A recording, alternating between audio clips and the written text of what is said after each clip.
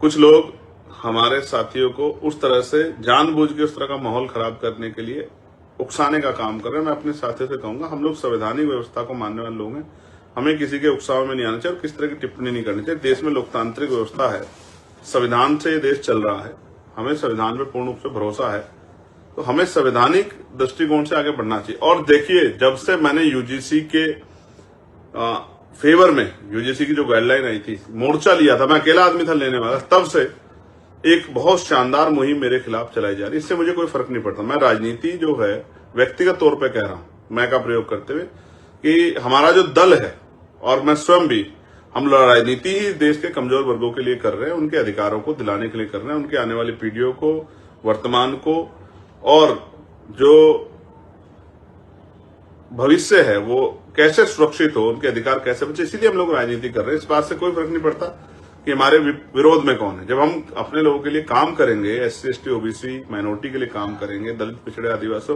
मुसलमानों के लिए काम करेंगे, सिख जैन बौद्ध ईसाइयों के लिए काम करेंगे, तो ये बहुत सारे लोगों को अच्छा नहीं लगेगा।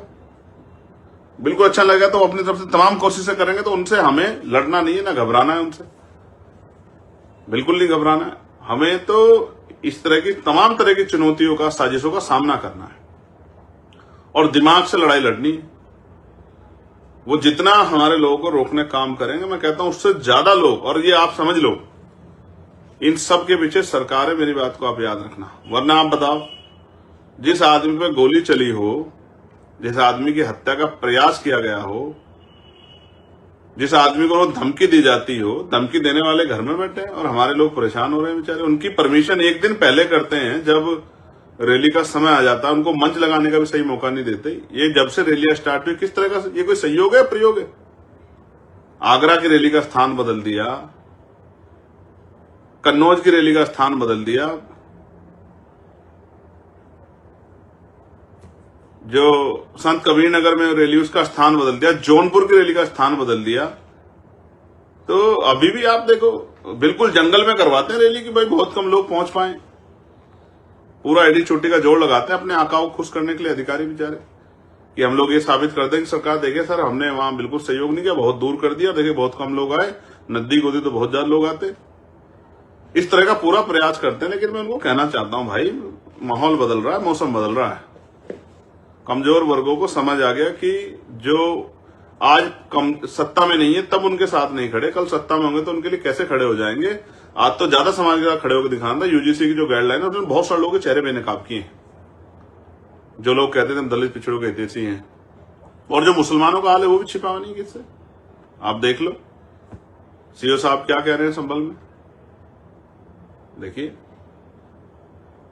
बाकी धर्मों के धार्मिक उत्सव सड़क पे हो जाएंगे, लेकिन वो कह रहे हैं एक पैर अगर बाहर रख दिया किसी ने नमाज पढ़ते हुए मस्जिद से या ईदगाह से, तो देख लेना, तो खैर नहीं।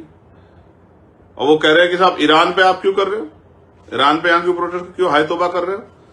जब बांग्लादेश में कुछ होता तो हाय तौबा यहां होनी चाहिए, जब पाकिस्तान में कुछ हो तो हाय तौबा होनी चाहिए, लेकिन ईरान में अगर कुछ हुआ है तो यहां हाय तौबा नहीं होनी चाहिए, क्योंकि सरकार के लोगों को अच्छा नहीं लग रहा है। जब वो यहां नंगा नाच करवाते हैं अपने जो है जिनको संरक्षित गुंडों से, तब कुछ नहीं। यही बातों को हमें समझना है कि वो चाहते क्या हैं और वो उनका लक्ष्य क्या है। आपको अपने काम पे ध्यान देना है।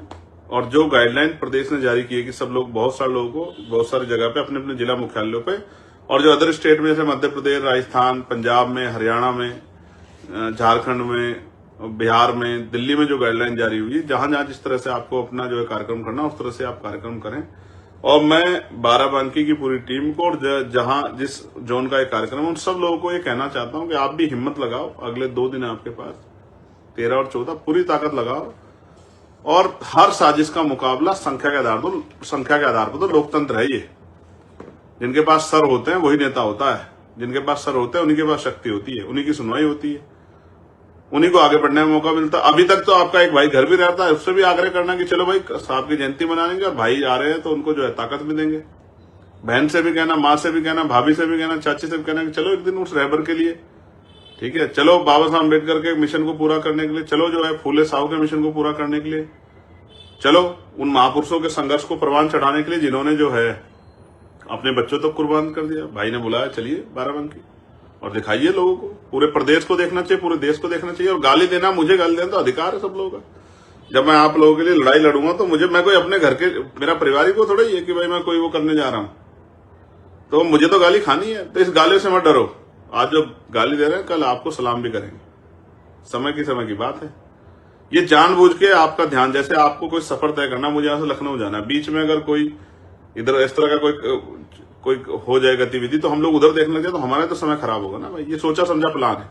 और मैं फिर कह रहा हूं, सरकार पोषित लोग हैं ये लोग, ये संगठन सरकार पोषित है, आप जानते हो। आप इतिहास उठा के देख लो। इनसे इन बेचारों को कुछ नहीं कहना है। बेरोजगार लोग हैं, इन पर ध्यान नहीं देना, अपने काम पे ध्यान देना है। हम लोग लोकतांत्रिक व्यवस्था में दल बना के काम कर रहे हैं और हम ये जानते हैं political power is the master की। राजनीतिक सत्ता वो चाबी है जो आपकी सारी समस्या हल कर देगी। और लोग समस्या के लिए चिल्लाते हैं, हम पे समाधान है, इसलिए हमसे बहुत ज्यादा दिक्कत